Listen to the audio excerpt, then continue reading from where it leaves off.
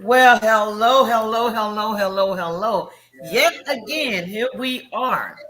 My name is Lolita Gilmore Randall, and I'm here with two great individuals, and it's going to be really interesting tonight. So, you guys have seen like maybe about six of our podcasts right now talking about this subject, what we're talking about a flawed system, rebuilding a nation. And so, where does that come from? It comes from what we're talking about the African diaspora and its lasting impact. And so, today, what you're going to hear about is a little bit about truancy. We're going to hear about how it's affecting the youth in school and what it looks like in our judicial system. So we have a young lady on here who's going to introduce herself. And let me go on to the next slide, and then you will see what I'm talking about. We have Miss Nicola James. I have a Justice of the Peace candidate, and she's going to tell you what that looks like, what district, and all of that what she's doing. And so, with that being said, we also have, hey, Miss Shannon, I see you down there. Hi, can you hear me okay? We can hear you just fine, dear. We can hear you just fine.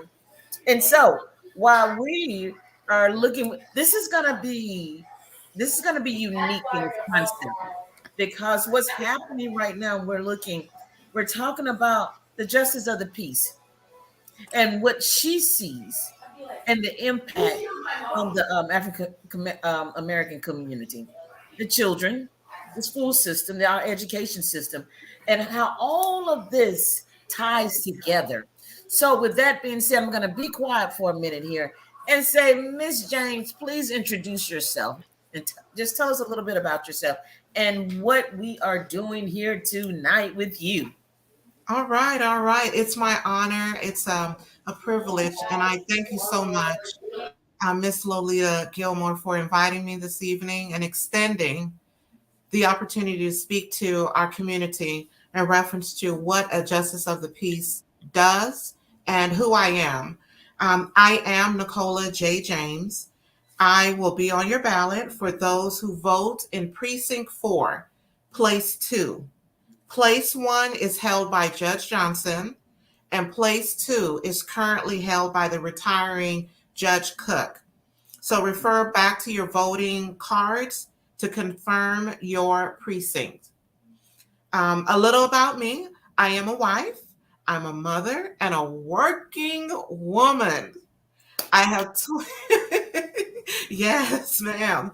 I have 20 years plus working in our judicial courts. Currently, I am the court administrator for Coppers Cove. Formerly, I was employed here in Texas for Travis County District Courts and Florida's Broward County Courts, their 17th Judicial Circuit. Within the jurisdictional system, I have worked as an operations officer, domestic relations case manager that deals with family cases as well, foreclosures, and a classification officer assistant. So, should I go any further in reference to what a JP does? Yes, sure. Well, there are many misconceptions of what a JP does, a Justice of the Peace, and what they preside over. One thing I would like to say, when elected, I will be the only woman Justice of the Peace for our county. And that stems from Belton, Salado, Colleen, Harker Heights, Nolanville. I will be your representation for Bell County.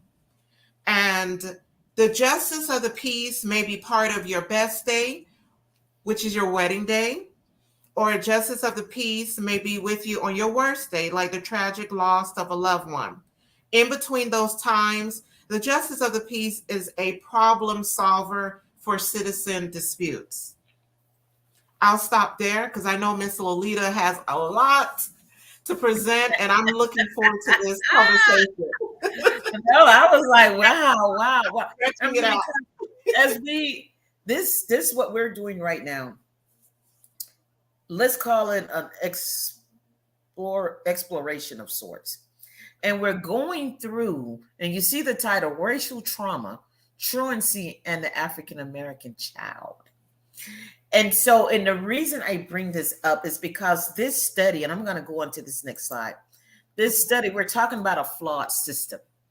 And it comes from when we begin to move forward in the research and everything that's been done on the African diaspora and its impact on the African American culture, the family unit, social injustices, and the lack of engagement of the Black church. Now, some I get a lot of pushback with, why does it have to be a Black church? Well, this is why we talk about, it's good for us to come out and talk about things. And so when we say we're not dividing or separating the church, we're just saying because of the movement and because of the diaspora and people being picked up from one location and moved to another, well, that the church became a safe haven. It became that hospital. It became a place of refuge. And we built together, we cried together, we grew together. And now we get to a place where we need those voices. And it's seemingly that it's kind of quiet. Where are they? Where's the MLKs? Abernathy, where are all these individuals? Well, we know they are no longer with us, but who has taken up the baton in that arena from the faith-based aspect of it? And this is why I like what I have right here. The most profound statement ever made regarding the need and desire for radical change was given by our Lord and Savior, Jesus Christ. And what did he say in the book of Matthew 11:12? He speaks to the multitude stating, from the days of John the Baptist until now, the kingdom of heaven suffered violence, and the violent take it by force. So it's the profundity of this statement, of this verse, is striking to me as an individual, as an African-American female, as a mother, as an aunt, as a grandmother, as all these things, as a Black woman, and say it has to be applied to the survival in the current state of the African-American family and its historical and relational ties to the Black church. So this is not church bashing, none whatsoever. This is really moving forward and saying, Houston, we have a problem when we look at our community, when we look at what's happening, when we look at domestic violence at an all-time high. All right. We look at the prison system. And we look at the high rate of recidivism. We look at substance abuse. We look, and it's just we're looking at so much, the child welfare system, and we're looking and we're looking and we're looking. It seems to me it's time now we start doing. So this is an educational podcast, okay? And we're going to explore and examine diaspora's impact on the African-American culture and our family and our faith-based community. And we cover 4 categories: the Great Awakening, the Great Divide, an identity crisis, and Jesus, the corrective plan. Okay? So I say that because this doctoral program is part of the Jake's Divinity School out of the Potter's House. And we are now connected and being accredited through George Fox University and Portland Seminary. What does that mean to the public when I put this out? I say this because this podcast and others that have gone before will become the archives of these educational institutes. JDS, Jake's Divinity, George Fox University, Portland Seminary. And so with that, we are at the point where we're at the educational piece, the academician, to say, what are we doing from a social work standpoint, from a practitioner standpoint, from a judge's standpoint? And we have a young lady, Sharon. I'm not going to forget you. You chime in at any point, at any time. And then we have a Master of Social Work student on the line with us. And if she wants to jump in and give her input, please do so. Because at the end of the day, what are we doing? We're looking for answers. There has to be a resolve. Because when we look at this conceptual framework, there's a need in my opinion, and from the research that I've done, a need of a trauma informed church, a trauma informed society, government and justice system in regards to domestic violence, child abuse and neglect, substance abuse, juvenile delinquency. So when you talk about juvenile delinquency, that's what truancy falls under there, okay? The prison system, because if we don't get them right in the juvenile delinquency, that's the gateway to the prison system. And then we see the ongoing cycle where it becomes a high rate of recidivism, along with a plethora of other maladaptive generational behaviors that we know for a fact leaving our families fragmented, dangerously fragmented. Okay. So it's professional, it's spiritual, but it's a dichotomy that's negated and has been erroneously applied when trying to achieve holistic healing. So that's what this is all about, trying to get to that place of being made whole, wholeness in you. And so that is what we're looking at, coming forward with a holistic point of view. And why? Because we have numbers that look like this. The disproportionality of African American families within these systems have amassed a huge deficit in how families are serviced. In 2021, the Department of Family Protective Services removed 437,238 children from their families. Y'all, 38% of this population, African Americans. 38%. We're just trying to outline how the correlation between the historical and racial trauma and the current views of the fragmented system and the church lacks of engagement, how it serves as a conduit to what we continue to see to these issues, and leaving a complete nation of people seemingly in a state of perpetual crisis. So I'm going to stop right here before I continue to go on to see. I know individuals have questions, they have input. I'm like, wait a minute, where are you going with this? So with that being said, the floor is open, ladies. And so, Miss James, what do you think about all of that? Well, can you go back to your previous slide, please? The next one. Excuse me. Go forward. Forward. Right there. Okay. So what I think about this, a few things on this particular slide really stuck out to me. And it would be juvenile delinquency. And I don't know if it was done this way purposely, but it all aligns. Juvenile delinquency, the prison system, and a high rate of recidivism. So when I see that, I think back way back in the day when I was growing up. I don't know if it's institutionalized right now till this day. I still think that system is in play, where our public school systems were told to people of African American descent that your schools are set up for you to go to prison. This was just outright told to students. This is why the walls look the way that they look in schools. It's preparing you for prison. So if you mess up and you're not able to read by third grade, we already know where you're going. My Lord. If I'm going too far off in a tangent, let me know. No. Go right ahead. Okay, this sticks out quite a bit because at that point, that child or those children, their thought processes are already being manipulated to think that, oh, if I don't get past third grade, it's okay for me to mess up because there's already a path for me. I've seen it in my family.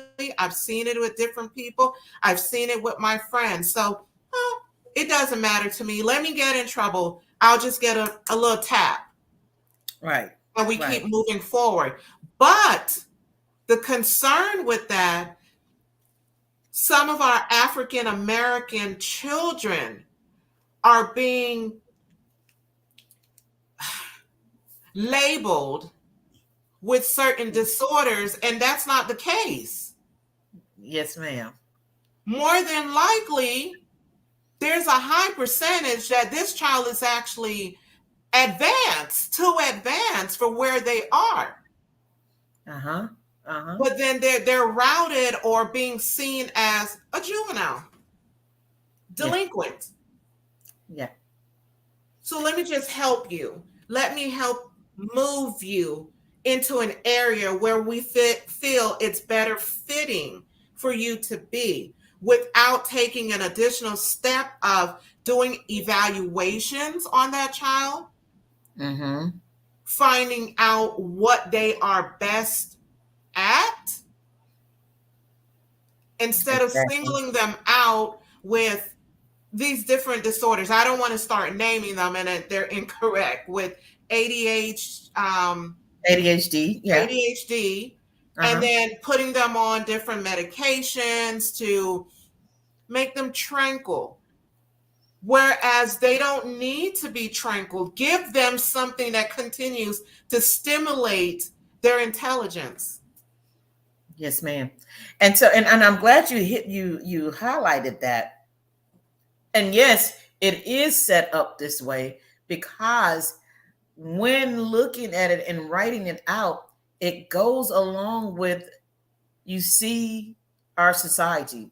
We look at our government and our justice system. We see domestic violence in the homes. It starts in the home. Domestic violence leads to what? The child abuse and neglect. The abuse leads to the substance abuse. The substance abuse often leads to, because the child's trying to learn how to cope as well, to that juvenile delinquency that we see. And it's happening not because the baby just woke up one day and said, whoo, wow, I believe I'll just start smoking. Well, no, now we're looking at all these maladaptive behaviors that have been modeled Yes. before the child. And then we're talking about the child welfare system and the trauma, the trauma that comes along with that, being removed from your home, going from place to place in the foster care system, that sense of not belonging. And Abraham Maslow, I love, his hierarchy of needs when he's talking about that. And what you can do, and we look at that from the state standpoint, when we talk about giving the child the minimum sufficient level of care. So that, what does that look like? That looks like, well, we're talking about meeting their physiological needs, nutrition, food, shelter, water, clothing. Okay. So making sure they're in a safe environment. But what happens when we're in and out of systems and there's no consistency and there's no strong family support system or conceptual framework in place? What do you see? This is where we're talking about being dangerously fragmented, because now these kids aren't growing up in their cultural environment. They're not growing up with their families. They're growing up outside of the system, and that sense of love and belonging is not taking place. It's the same thing that's going on with a nation of people, the African American culture as a whole, seeking and looking for that sense of love and belonging. Where do we fit in? So now you have all these systems in place that, because like you were saying, you don't have to know where you fit in. You don't have to understand love and belonging, because we have a system for you. And that system begins to look like the prison system. That system begins to look like the welfare system. That system begins to look like a traumatized nation of people who are trying to figure it all out. Yeah. And the odds are desperately against them. So, and when I say them, I'm talking in lines of populations, and I just want to say us and them, creating that narrative. That's not what we're doing. And so now we look at it and say, this is the issue. And so now we have 3 change agents on this podcast, on this viewing, to say, what say you and how do we move forward? And this is why I love the fact that now we have African Americans in the justice system to say that, wait a minute, not everything is a diagnosis. Some of this, not everything is ADHD. All of these kids can't be sick. Much of this is trauma that's going on, and that trauma begets trauma, and on and on and on, because we've never addressed it. We've never assessed it from that standpoint. We're looking at behavioral issues, and we send the child from one school to another school, and then we get to what's the school here? Is a Gateway, an alternative school, and so an alternative school leads to where? Now you may be down off of Rancier at the juvenile detention center because we don't know what to do. You're acting out. Could it be that the child is just traumatized? Could it go back to everything that we're looking at right here, child abuse and neglect? And we understand when we talk about trauma, what trauma looks like. Trauma will paralyze you. But will, Lolita, I'm sorry. I have a question. Yeah. You mentioned about children and being in certain schools. Do you think putting a group of children in one particular school is an extension of trauma because they're all doing the same thing? They've all come from the same background. They haven't had the opportunity to meet other people from different neighborhoods. So they're all collectively in this one school, not learning something that makes them healthier mentally, emotionally, nevertheless spiritually. So do you think that that's also a form of trauma that they are now experiencing being in that one type of school environment? Being isolated, being excluded from the from their friends and from other populations, and the stigma that comes along with that. Because now you've told me that I'm not like everyone else. I'm different. And now I have to be moved away. And I've been cast away. So when you can't fix something, what do? You get rid of it. And so now what do these kids see? Oh, wait a minute. Why did I have to leave where I was?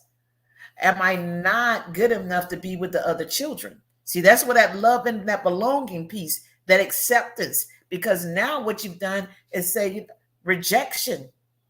Now it's all about rejection and isolation. And now I'm going to be who you say that I am. Because I'm looking at this, I go home, I don't have the support system needed at home. I don't have the support system needed in the streets. I don't have the support system at school. So what choice have we given the student? So that's my question. So when we begin to look at this and we go back and say that all of this is not to create a loophole for victimization. That's not what this is. This is to really assess the situation. And in the National Association of Black Social Workers have gotten together and said, this is an issue. We keep saying that we're just a troubled environment, troubled individuals. Why? Because of the trauma. And the trauma is not being addressed. It's being addressed now. And systems are coming together now. And we have to have open forums and dialogue like this and speak about it openly, not to be ashamed that, hey, we have a problem. And how do we move forward in fixing it? It's just like the stages of change. We have to admit that it is an issue. And it's not for one population to be accused of being an oppressor. All right, we're not talking about the oppressor in here. No, we're talking about these are systems. Mm-hmm. And looking at these systems, now we have to sit back and do an assessment. And now that we've done the assessment, Now we need to brainstorm and build a framework and conceptualize how do we pull these concepts together and begin to move forward and building a network of support. So that is what we're talking about. And the reason we highlight the church, because I don't care, in every Black family, the church was a significant piece in their life. Whether it was the grandmother, the grandfather, the great grandmother, that Holy Bible was in the house. And so when we look at that, we know that spiritually speaking, we've been considered as a spiritual people, as a benevolent people, because we came here with that word of God. And because of that, we're rooted in that. Why not go back to the source to say it has to begin? Go back to in the beginning was the word. And the word was with God, and the word was God. So can we go back to the beginning? I'm not pushing religion now. That's not what we're doing. But we are saying, what I'm saying is that the church has a significant responsibility here, because if you have, just say, now I don't know about this number right here, but just say 70% of the African American population is in church on Sunday. Is that not a platform to address some of these issues? Is that not a primary platform to address the issues? And why isn't it happening? You see a select few, and and not because I'm part of the Potter's house, but because I see what Bishop Jakes is doing and has done in order to say that, you know what, we got to get back into the community. Mm-hmm. We got to get back to building the families. We have to look at this prison system and the high rate of recidivism. And that's why I love the program they have with Tory, where any individuals come out, and that's the Texas reentry program. If they come out of prison, there's a system in place, because we know for so long individuals will come out, and that was the point of the recidivism, because they come out and there was nothing in place, nothing to equip, nothing to support. And now, and who else is being left behind while these individuals are in prison? We got to go back to the children being left behind. And so this is why I say, when we look at the African diaspora, the impact, and we're seeing all these nuances that's happening, and saying, well, wait a minute, is African American race, they just give up on them? They just don't want to do right? No, it's because we have some issues that have happened, looking at the atrocities, historically speaking. And you go from slavery, then you go from the indentured service, then you go from Jim Crow. You have all of this, and now you have the civil rights movement, and we shall overcome, and we're still overcoming. And so now you're looking at that, and you're like, wait a minute. And now you have this huge exodus of the young people, the millennials, coming out of the church, because the one place that we're supposed to have a support system isn't really being very supportive. So that is the purpose of this. Let's get to talking about it. Let's put it on the table where it is, and say, what are you doing? We laugh about, oh my God, we got a church on every corner. Do you know how much power that is if it was used in the proper sense? Yes. And I don't mean power as in going and and taking something forcefully, but in building individuals up, empowering individuals to know that, yes, I can be so much more than a gangbanger. I can be so much more than going in and out of prison. I can be so much more than being an absentee dad or mom. And so, but there's a lot of positives. But when I go back to the slide where we talk about those 437 or 38,000 children, and 38% African American, that's crazy. And so when we say, well, truancy, well, yeah, it's going to be high, because who's in the homes? And so that's why I love your campaign. And that was the one thing you were like, truancy, we need to look at this. We need to look at this. And why did that catch you? Why did you want to address that population? And I want to hear that. One of the reasons I wanted to address that is because sometimes I do speak on sex and human trafficking Mm-hmm. issues within our community. And when I moved here to Texas, prior to that in Florida, I sat on one of their local boards in Florida, the Broward Human Trafficking Coalition. Uh-huh. And I was their Stripes committee chair. That basically dealt with adults who were being trafficked and bringing our community up to speed, letting them know that this wasn't a willing thing that they wanted to do. And for us to reverse the thought process of these individuals getting to that space of being trafficked and not looking at them as, oh, that's what they wanted to do. But to tie that in with truancy, trafficking in some context has something to do with truancy, because there's a thing that's known in that community as uh, oh gosh, it's on the tip of my tongue.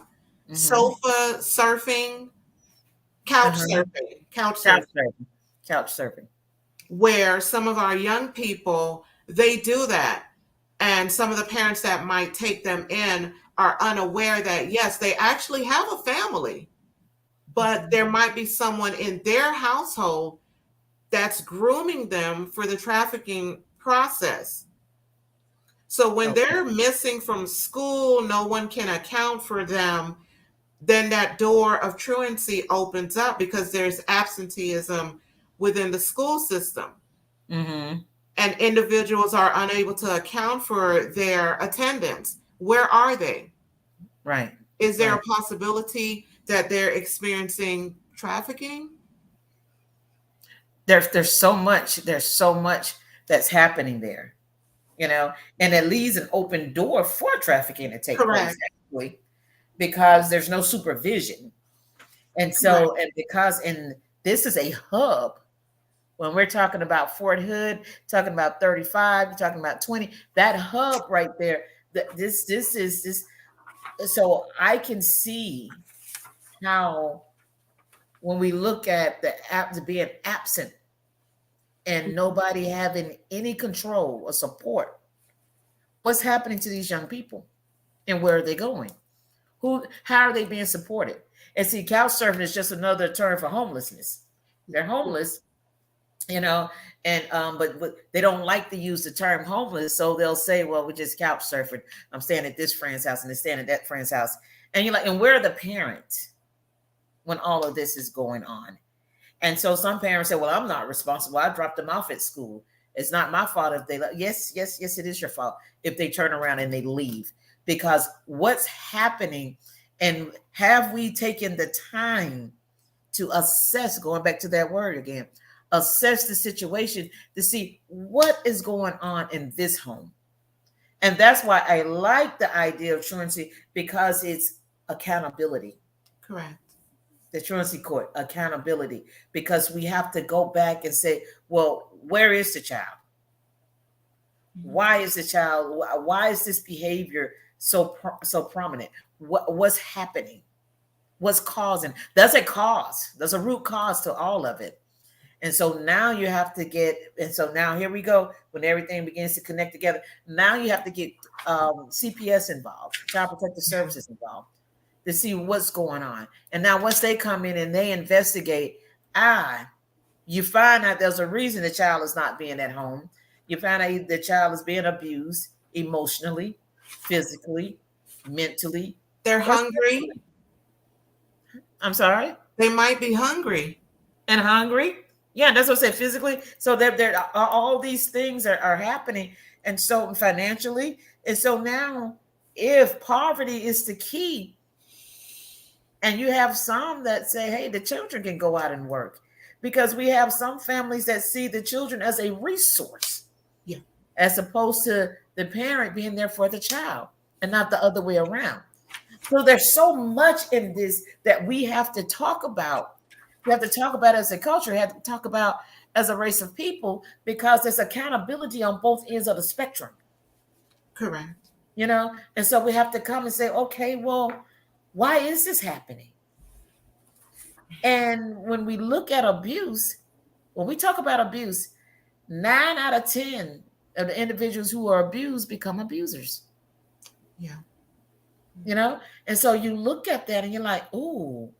So you and I were talking the other day, and I wanted to pull it up. The ACEs, the Adverse Childhood Experience Assessment.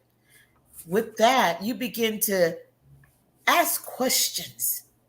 How many times have you been experienced being labeled or using profanity, or someone in your family of being arrested or being in prison? And you begin, or someone in your family was an alcoholic or a substance abuser. You begin to go down that line and you're like, whoa, wait a minute. And the majority of the children that we see in truancy and trafficking, that's homeless and juvenile detention, you would go back and you present that assessment to them. And I can almost assure, I can't promise it, but I'm based on empirical data and what we've seen, can pretty much say the vast majority, not all, but the vast majority would score fairly high. Wow. Mm-hmm. Wow. Yeah. And that's a problem. That's why we say these maladaptive generational behaviors often leave the family dangerously fragmented, and fragmented to the point that if a parent or both parents are caught up in this recidivism, the children are caught up in the child welfare system. What's happening to that family unit? And so, and I know this sounds very bleak, and gray. And so, what, are you going to tell me there are no successful African American? We have successes all over the place. Okay. We do. And we have some strong families, quite a bit. But what we do not have is a trauma-informed church, a trauma-informed society, government, justice system. We don't have that. And until we get that, as it pertains to the African American population, because until we begin to see that, we're going to be continue no value. There's no value in that, because the only thing the naked eye just sees, we just see a lot of people fussing and fighting, domestic violence at an all-time high. We just see a lot of people just getting out of prison, and they want us to give money at an all-time high. We just see, dad's not in the home, the mom's not in the home, and a family unit being fragmented all the time. That's all we see. So keep them in prison. That way we stay safe. And there's an issue with that, because we have to go back and say, well, wait a minute. The why. Can we understand the why? And once we get the why, now we have to say, let's go on to the solutions. And let me get a little bit further here. Okay. Yeah. This is good. This is really good. And so I tell them, individuals, what do you mean by the African diaspora? It is the worldwide collection of communities that descended from native Africans or people from Africa, predominantly to the Americas. All right. And so when we look at that, we're enslaved and shipped to the Americas via the Atlantic slave trade. Now look at the centuries between the 16th and the 19th centuries, with the largest population in the United States. The 19th century, what century are we in? 20. Okay. And so we're not far removed right. from this system. And so we say, just get over it. No, this is significant. And where's the healing process? And, so now I'd like to bring my dear friend, Dr. Rodney Duckett. He'll start talking about, well, first of all, we got to start talking about reparations. I get that, but we have to first look at and say, look at the areas, the totality of suffrage. And this is why we're breaking it down. the categories we talked about. We're still on the Great Awakening. We can't get to the Great Divide. We're the Great Awakening. All right. This is phase one, the totality of suffrage regarding the African diaspora. What happens under that? Family dynamics that we see, domestic violence, child abuse. We try to get to the solutions. Well, then we come over and say, well, what else happened during the Great Awakening? The Western civilization, single axis on racism, slavery, Jim Crow, civil rights. What we now know is the prison system. All of that, when you look at our prison system, perfect example of slavery, Jim Crow, and not so much of the civil rights. But we're talking about the turmoil that everything that we experience. And there's the Bible. Now we get over to the faith-based community. Is the Bible colorblind? You know, what narrative do we believe? Does culture have a place in the Bible? You know, is everybody, is it the same God doing the same thing for all people? And so we begin to look at that. Why will some say, okay, it's okay to be enslaved, a modern day slavery, and not have the same rights as everyone else, but we're serving the same God? And so now the Black church's lack of ethical leadership and social engagement, because this can be addressed. And is Christ still the head of the church? Why isn't it being addressed? Because if Christ is the head of the church, then this needs to be addressed. So that's phase one. But then we go on to phase two, and now we've broken it down even further. So we saw the family dynamics, child abuse, and domestic violence. Well, why is all that happening? We see phase two, we find out because of the racial trauma, acute trauma, chronic trauma, complex trauma. You begin to see all of that. Now you go over here, the Western civilization, single axis on racism. Now that we got into phase two, we identified it, and now we're exploring some things. We're working on it, and we say it's comes down to a paradigm, our way of thinking, the cultural sense of belonging, the value system, the schools. If we want to find out anything about U.S. history, the education system is talking about U.S. history. You will not see any other history. Okay? And so are we ready for the change? What does that look like when focusing on disrupted, and we are part of a disrupted system and unjust social politics? And so when we talk about, and we're going to keep this going, is the Bible colorblind? Where does religion or spirituality of the church play into this?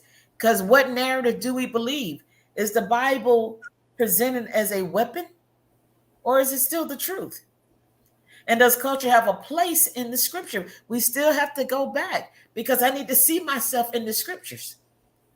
And so now we're talking about the kids aren't coming into they don't see themselves, because you cannot tell me as a young person that I'm important, but I never see my pastor that would simply go down to the city council and say, listen, why isn't there a grocery store down on Rensier? Why don't we have these things for the individuals in this community? Can you imagine if all the pastors got together and stormed City Hall and began to talk about changes would be made? So I get a little heated with that, okay? And so where are we as a whole when we get back over there to the church's ethical leadership? Where are we? I saw you waving your finger, man. What's going on? you hit a few buttons, a few nerves. Sorry. Because I wanted to tap into one of your questions. Where is the church and all of this at this point? Let me know if I'm too early to answer this question. Is it okay? Is it okay to answer that question? Go right ahead. Okay, so there are really great resources coming out of our local churches, but unfortunately, there are not as many churches like back in the day, open 24 hours. I know from conversations and experience, we need churches to respond. Along with some city council and individual community engagement meetings to include cities, department heads, They have not been able to get responses when reaching out to some of the churches. If churches have programs that will assist families and our communities, which you did name one, I would like to suggest they present these to the schools, but the schools have to be open to it. Perhaps the city council and other organizations and groups. Right. Keep in mind separation of church and state, another misinterpreted clause. The clause is to avoid governmental intrusion. You follow me? I So do. Yes, ma'am. churches use to make up the political landscape. And I would Right. like to see the church get back to speaking on politics. Maybe Yeah. pastors and church leaders use the same media resources others are using to discredit the Bible and Yes. Christ with correction. Speak out by counteractive using the resources like billboards, news sources, social media, and biblical truth, like Right. John 3, verse 17. For God did not send his son into the world to condemn the world, but to save the world through him. I'm Mm-hmm. almost done. Not Now many go ahead. stand up to the hypocrisy that many political groups and politicians use playing on the vulnerable. It does Mhm. take a village to raise a child It and does. better our communities. We should not always wait for someone to come to us. And this is so true. This is so true. Everything, and I love these nuggets. And that's why we come together, because at some point we have to stop talking about this and move into the action phase. So right now, contemplation, when we're like, "Oh, yeah, that's a problem. That's a problem. That's a problem," and I base everything on this, on the stages of change, because people aren't going to give a solution when they don't feel as though there's a problem.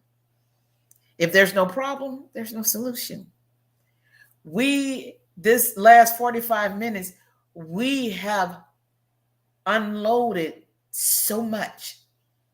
And now we're coming in to say, yeah, we have, this is not on, this is a fiasco. This is detrimental to a complete culture of people if we do not get into this, not fighting amongst one another, and not even fighting the opponents, but Right, getting together, coming together to say, what are we going to do? How do we fix this? Is our issue. This right, is our problem.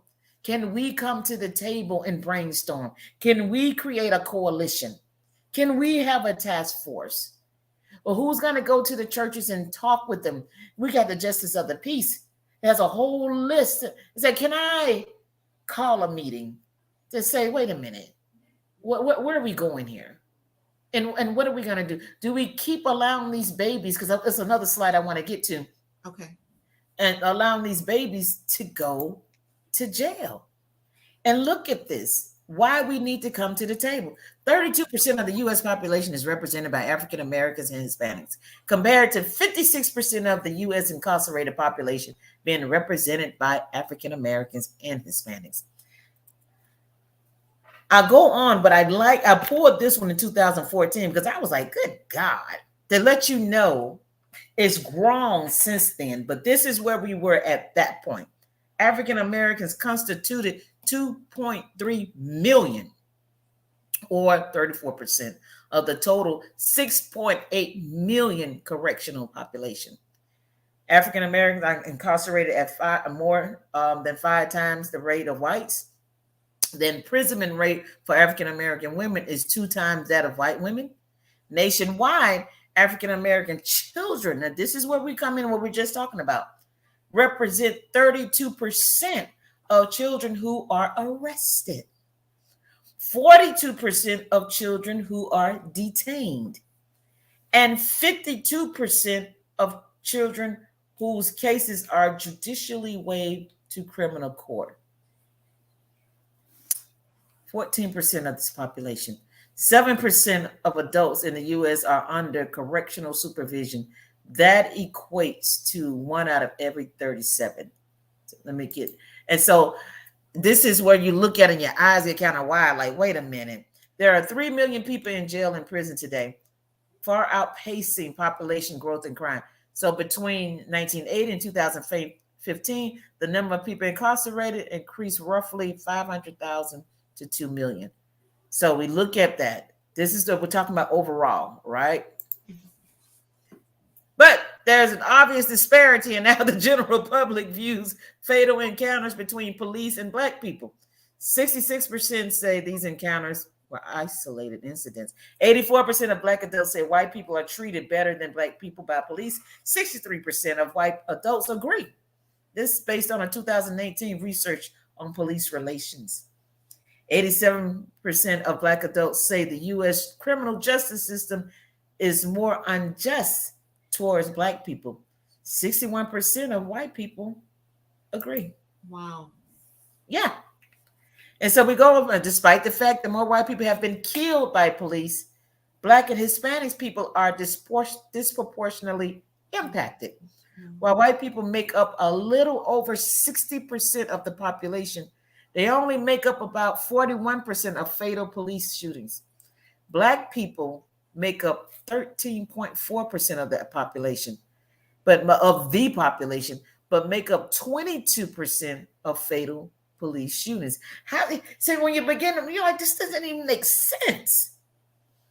And so, but this does not take into consideration other forms of police brutality, including non-lethal shootings. So we look, and then we get to domestic violence. Lord have mercy. And we like, okay, so represented among victims and perpetrators of domestic violence, particularly, and I went to the IPV because when we're talking about domestic violence, it assumes that it is a partner that's there all the time, or a husband or wife. No, this is just an intimate partner. And so the kids are seeing a mama boyfriend stayed over. We see all of this, or the girlfriend. It works both ways.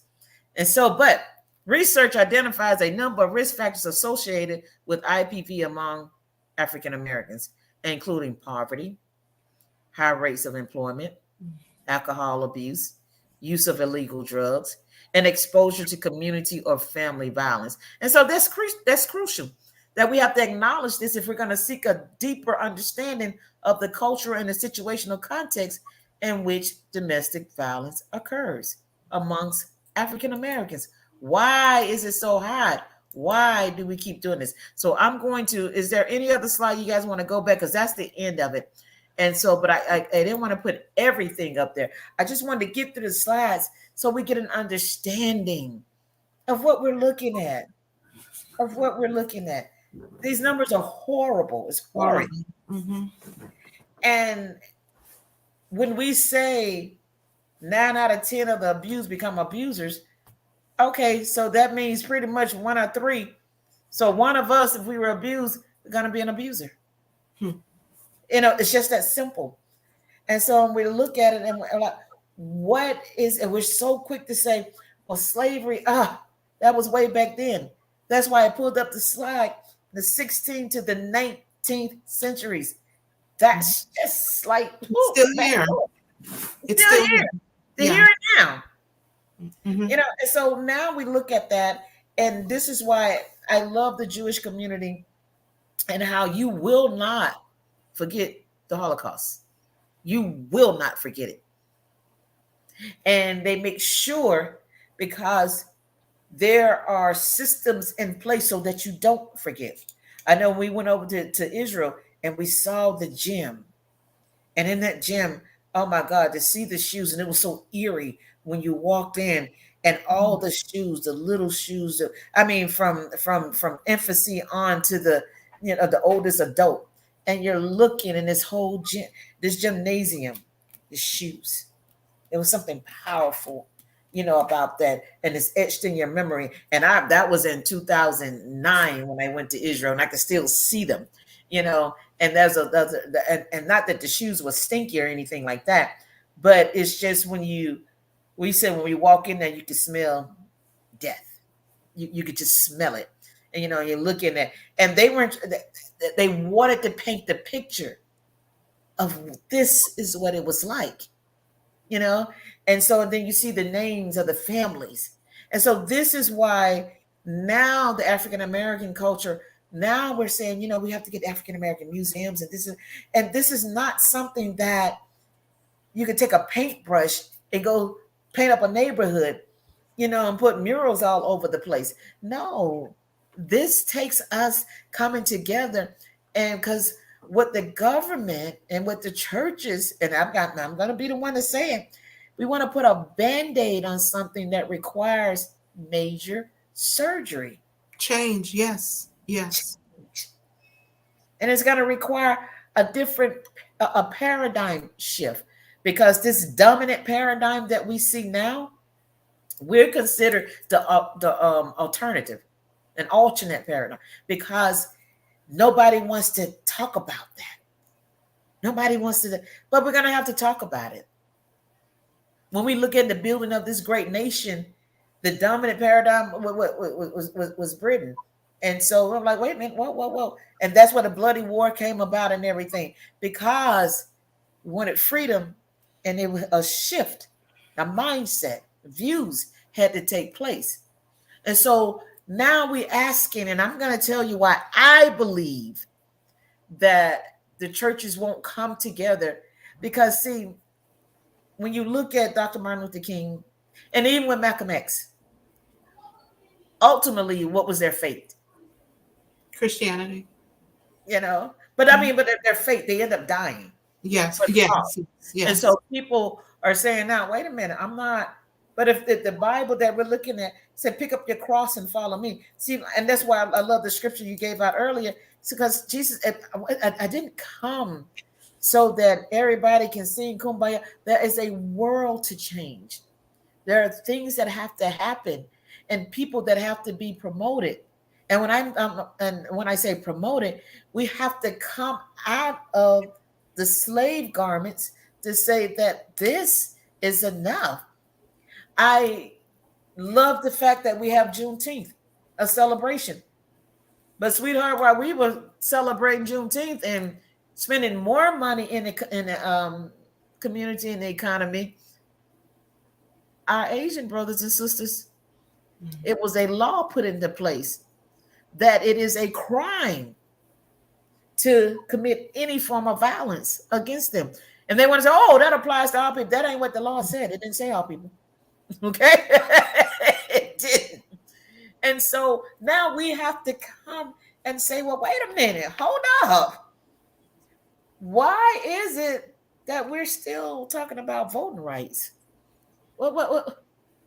When does that become a law? So we have to get to a place where we say, understand your value. What's the priority? How do we get back to the drawing board and say there's so much going on right here? And it all goes back, in my opinion, to trauma, because you really don't want to dig up all of it. That was hurtful. You go and look back at everything on through the civil rights, very hurtful, And you're like, okay, do we talk about it? We have to. It's not even an option anymore. We have to. Some of us are only 2 generations removed from slavery, and you're like, wait a minute. I talked to a young lady, she said her grandma, I was like, whoa. And because down in that Delta in Mississippi, that's a whole nother, we'll talk about that on another show. But you still have slave huts and people still living like this. Some parts of Louisiana. And you're like, whoa, wait a minute. So we're not talking about that. And this is why that critical race theory, we don't, nobody's going to, we're not going to talk about that. That's why I said it has to be a paradigm shift, because see, if we are not teaching, I'm going to tell you, it's not going to happen in the school system. I told you about, we go back and look at U.S. history. Go back and pull up a history book. And what do you see? So that is what this dissertation is all about. I said, Lord God, I hope they don't start looking at me like I'm not approving this. No, but it is something that we, and I'm not worried about that. My topic has already been approved. This is the artifact that I put with it to Okay. go along with the study. And so, and with that, what comes, we're hoping to, well, I'm not hoping anything. We will establish a magazine, okay, a flawed system, rebuilding a nation, and what that looks like, you know, and so, and moving forward, and what a trauma informed society really looks like for the African American male, female, child, husband, wife, family, church. So yes, ma'am. So thank you, Miss Nicola J. James, candidate, Justice of the Peace. So I thank you. I thank you for taking the time to come on and giving us your knowledge. And I will definitely, I want to stay connected with you because you're a wealth of knowledge. And I see how this is all connects. Yeah, You yeah. know, everything works for the good for those who love him and according to his purpose. And we begin to look at that. And this is not to bash the church. This is not church bashing, No, it's not. you know, but it is saying that it is more. God has called us to a higher level. And it is so much more than coming in here doing a routine on Sundays. That's the word of God. And if we're really into and presenting this word, there's no way you can sit back and watch this and not have a level of conviction in your heart to do something. I had one more, if I can interject, Yes. um, just to touch a little more in reference to the church. I grew up in the church, and per your slides, it. I mean, goodness, Lolita, it pinpointed things to the T. Mm-hmm. Everything just flowed. Oh, so succinctly. And we are still in a phase, just my opinion, this is only my opinion, Mm-hmm. of an awakening. Because growing up, quote unquote, in Black churches, Mm-hmm. you couldn't discuss certain things. Right. So instead of referring an individual to get help because they're dealing with mental issues, no, let's go ahead and say a word of prayer. No, no, no, no, no, There no, you go. Just no, spiritualize everything. no. We can pray, but Right. Sister Applesauce needs to go out. She needs some sort of help, some sort of resources. But Yeah. as the churches become knowledgeable, and this is some Black churches per se, become more knowledgeable about what's available for their parishioners, that's where they're getting more help and an understanding of, hey, you guys are, not you guys, but you have been, you are experiencing trauma, and you're Right. not even understanding that you have experienced trauma because that door was not open and welcoming that sense of understanding that there is an issue, and there's an issue from the foundation, meaning that home, wherever those children or that mom and dad is coming from, if that makes sense. It does. It makes perfect sense. It really does. It really does. And so that is, and that's the purpose of us coming together because we have to say, you know, and you will have some pastors, and I've been told this time and time again that you need to know your place. There's a separation of church and state. And you know, it's just something about knowing your place. When they tell you that, you be like, whoo, okay. So I do know my place. And my place in the kingdom is a child of the most high. Yes. And with that, Jesus was not a punk. Jesus was the biggest advocate that we'll ever know.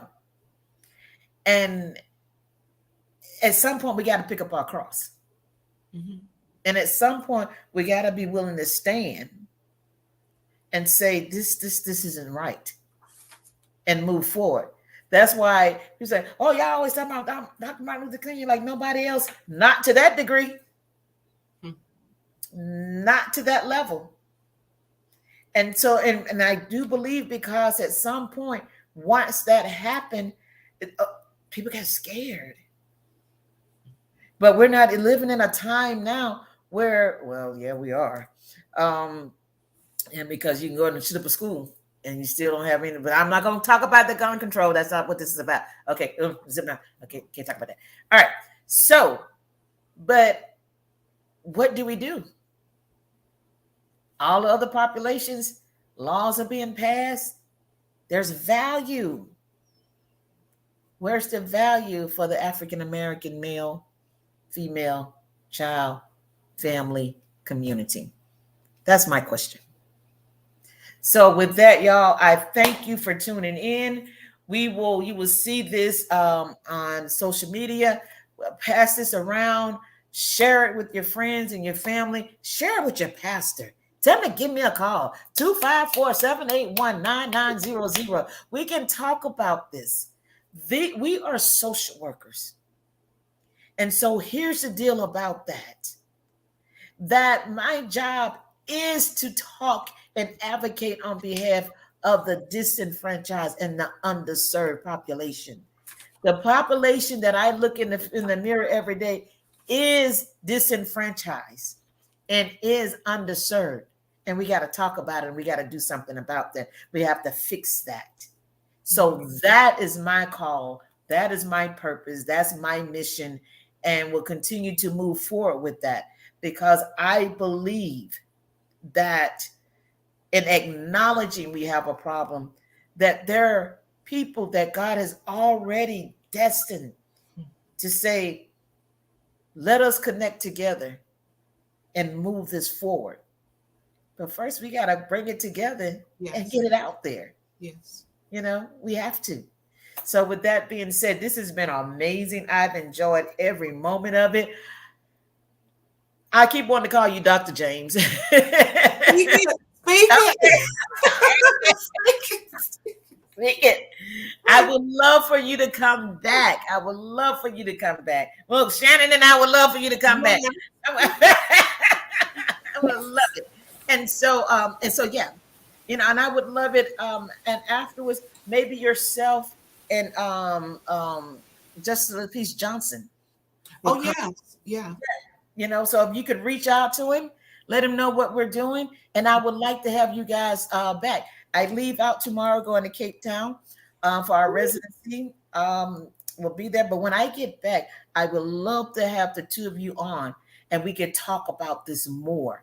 Okay. And because now we get to the area, the part for solutions, and this is where you come into the community. We've done an assessment. Yeah.